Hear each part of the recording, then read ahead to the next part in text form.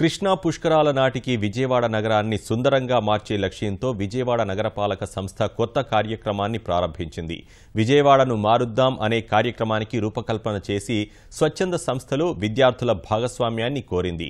నగరంలోని ప్రధాన రహదారుల వెంట గోడలకు అందమైన రంగులు వేసి సుందరంగా మారుస్తోంది.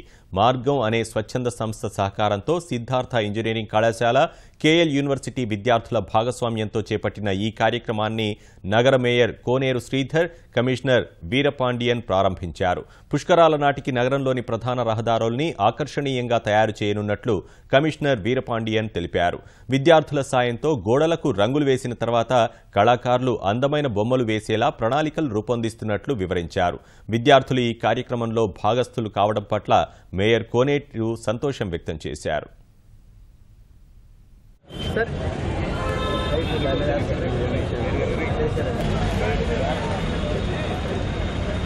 మేడం కొద్దిగా సుజాత గారికి కొద్దిగా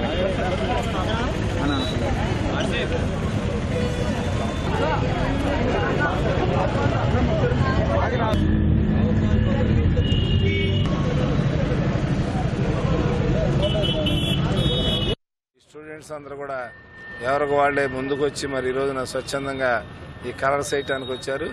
ఆ కలర్స్ వేయటానికి వచ్చిన వాళ్ళందరూ కూడా మరి వాళ్ళకి మాస్టర్స్ని తీసుకుని వాళ్ళు ఎక్కడెక్కడ వేయాలనేది కూడా డిసైడ్ చేయడం జరిగింది. 10 బ్యాచీలు కూడా ప్రతి చోట్ల 50 మంది చొప్పున ఉండి వాళ్ళకు కావాల్సిన ప్రతి బ్రష్లు కానీ రంగులు కానీ అన్ని రకాల మెటీరియల్ కూడా మన నగర కార్పొరేషన్ కొనివ్వటం జరిగింది. కాబట్టి వాళ్ళందరితోటి ఈ రంగులు సాయంత్రం వరకు ఎంతవరకు వేయగలరో చూసుకుని మిగతాది మళ్ళీ రేపు కూడా కొనసాగించడం జరుగుతుంది. మన విజయవాడ నగరాన్ని ఒక అందమైన నగరంగా తీర్చిదిద్దాలనే ఒక ఉద్దేశంతో మన విజయవాడ నగరంలో ఎక్కడ కూడా పోస్టర్ లేకుండా నీట్గా క్లీన్గా ఉండాలి, అదే రకంగా అందంగా ఉండాలని చెప్పేసి క్యాంపెయిన్ మోడ్లో మేము చేస్తున్నాము. దానికోసం ఇక్కడ లోకల్గా ఉన్న కాలేజ్ స్టూడెంట్స్ అందరినీ కూడా మేము మొబిలైజ్ చేయడం జరిగింది. వాళ్ళే వాలంటీర్స్గా రావడం జరిగింది.